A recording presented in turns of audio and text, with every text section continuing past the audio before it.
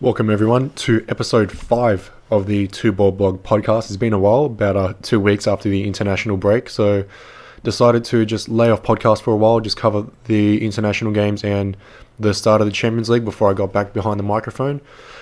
This will be a really really quick podcast. Got a assessment to do in about an hour or so just got to get this over and done with, about 10-15 minutes, and then I'll be heading off to uni. So just going to jump right into the shock of the weekend. Chelsea's woes continuing, with Everton winning 3-1 with the Stephen Naismith hat-trick, which absolutely no one saw coming except for the men in blazers, the avid fans of Stephen Naismith, of course. So, of course, Chelsea going 1-0 ahead through... Who am I trying to think? It was a Matic freakishly long-range goal after Stephen Naismith put them up 2-0 after coming on as a substitute. I think it took him about 8 minutes to score his first goal. Who did he come off for? Besic, after going off for him, sorry. So he went down, and of course, 3 minutes in, Stephen Naismith comes on and then scores in the 17th minute, then the 22nd before Matic pulls one back, and then finishes Chelsea off in the 82nd minute. And the lineup that Roberto Martinez put out for Everton, very defensive, I've got to say. John Stones, of course, playing his first game against Chelsea since all the controversy about whether he's going to stay or go. Besic pushing up, Ross Barkley, Gareth Barry, a lot of defensive midfielders to hold out the Chelsea attack, but surprisingly scoring 3 goals in the game against a very lackluster Chelsea squad that have been struggling badly for the past few games. They did win midweek against Maccabi Tel Aviv, the Israeli side, in the UEFA Champions League with a 4-0 win, but that is against a Israeli team in the Champions League, so no real feat there. So Everton, who I thought would be struggling a bit earlier during the season, coming off a very or not so busy transfer window rather, and then Chelsea, of course, the antithesis of that, signing just about every man and his dog. So there's clearly something wrong with Chelsea. I think I've been working on a piece for that coming up, but I might have to release it after the Arsenal meeting just so I have a little bit more to write about. But yeah, not much else to say with Chelsea. I'm not sure what's going on. There's clearly something not right with them, but as long as they keep losing, then I think they're just going to be the butt of all jokes for the rest of the Premier League to follow, especially when you have Stephen Naismith of all players to score a hat-trick against. So moving on to Arsenal and Stoke at the Emirates, Theo Walcott putting Arsenal ahead in the 31st minute after a amazing tackle from Francis Coquelin. He recovered the ball, Ozil put it straight over the top, and Walcott brought it down and put it between the legs of the Stoke goalkeeper, Butland.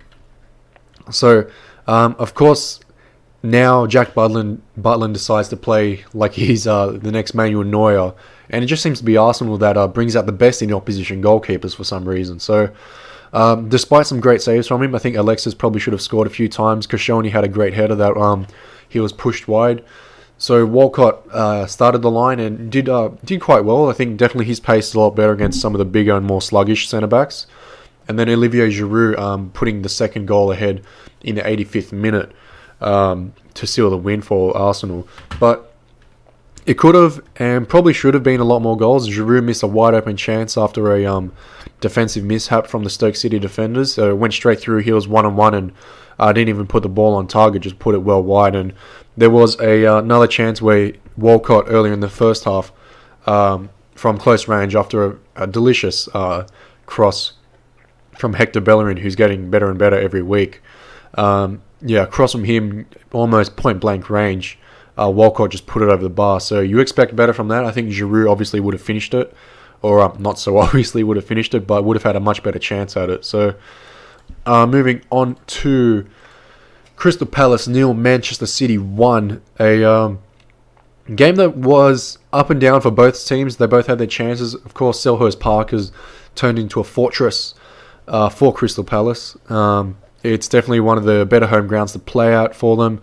The fans are right behind them the whole time. I spoke about this when they played against Chelsea and Arsenal a few weeks ago. But Manchester City, after a deflected shot from Sami Nasri, the ball fell to Kalichi in a hutshell, I don't even know how to say his last name. He's a 18, 19-year-old kid who came on late in the game, and while it was a simple tap in for him, what a way to make a name for yourself and get a good start to the Premier League season. He did play, I think, a handful of games for them last season, a few appearances in like the Carling Cup and whatnot, but a relative no-name to come on and score the winner. Manchester City stay perfect, and from what I can remember, I don't think they've conceded a goal yet.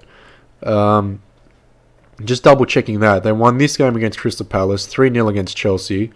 Where are we? 3-0 against West Brom, 3-0 Chelsea, 2-0 Everton, 2-0 Watford, and of course the 1-0 win against Crystal Palace. So yeah, some great clean sheets from Kolarov, and Sanya surprisingly has been playing pretty well, which as an Arsenal fan I'm not too happy about.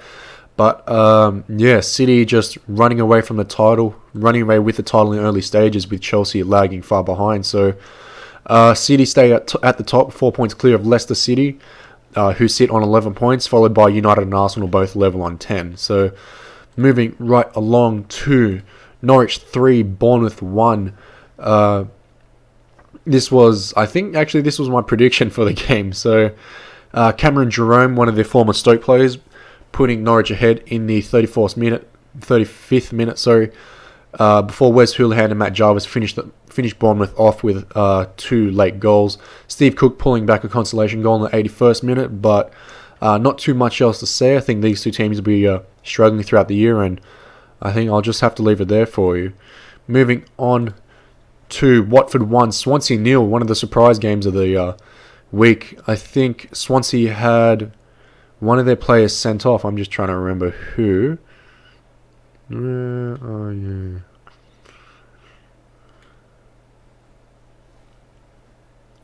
Anyway, Gomes, who failed to find the net. Well, maybe not.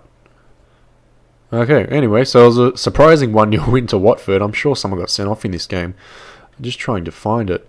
There you are. Yes, Valon Berami in the 63rd minute.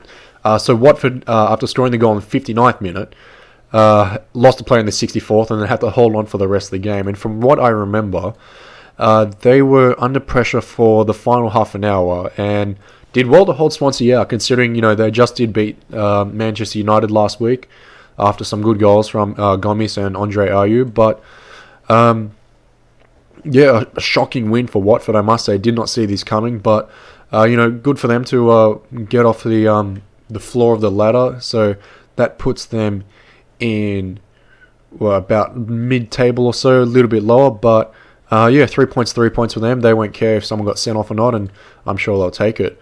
One of the more entertaining games of the round, West Brom 0, Southampton 0. I'm probably just going to leave that one. And moving on to the one of the highlights, Manchester United 3, Liverpool 1. That was a second half brace for United. Daley Blind scoring the 49th minute, Ander Herrera with a 70th minute penalty, and then Anthony Martial, who made his debut for United after signing for £36 million. He came on and scored a goal very reminiscent of Thierry Henry in the 86th minute, just after Benteke, who put Liverpool back on the score sheet with a crazy overhead bicycle kick. But this was definitely touted as one of the games of the round. It was a well-worked piece with Daley Blind's goal. Off a corner, playing it back and then leaving it, and just well finishing to the other side of the net. The talk of the town, rather, Anthony Martial coming on late and putting that third goal ahead to seal the win for them. Very, very reminiscent of a Thierry Henry goal against Tottenham. So cut inside off the wing, inside of 2 players, and then very calmly put the ball into the bottom right-hand corner. So considering the nerves that he would have been under, having signed for that much money and being a relative no-name for them, then he's definitely settled in on his debut. So great to see from him. Benteke with a amazing overhead goal. He's been trying this for weeks now, I must say. I've seen him try it a few times, but it's finally pulled off. It's finally came off for him, sorry. So he'll be happy to get on the score sheet, but in 3-1 loss, it's not the best circumstances.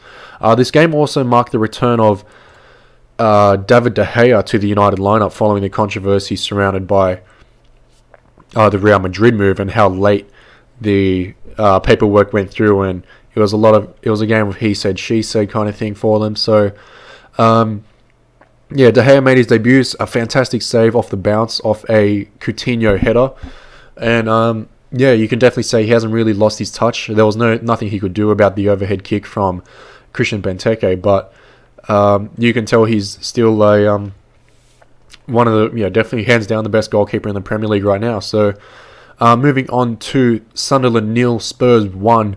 Ryan Mason scoring in the 82nd minute to give Sunderland another win, putting them firmly in mid-table, which is a bit surprising. But looking over their past few games, they had that 2-2 draw with Stoke City earlier on. They did lose to...